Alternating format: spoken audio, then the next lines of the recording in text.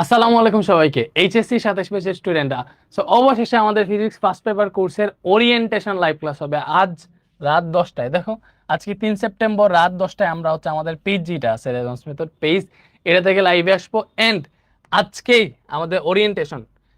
So আমরা পুরো কোর্সটা, এইচএসসি 27 ফিজিক্স ফার্স্ট পেপার কোর্সটা কিভাবে পড়াবো, কে কোন চ্যাপ্টার নিব, এইগুলা নিয়ে আলোচনা করবো আজকে।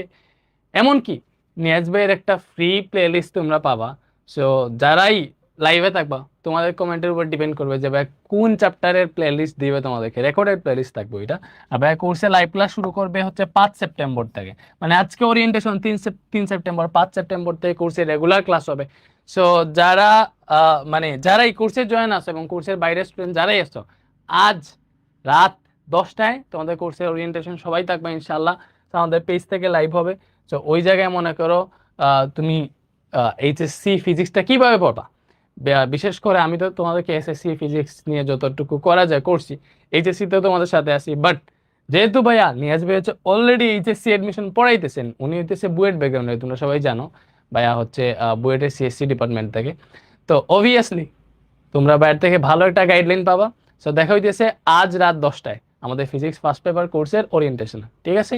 সো ঠিক টাইমে সবাই লাইভে উপস্থিত থাকো। আল্লাহ হাফেজ।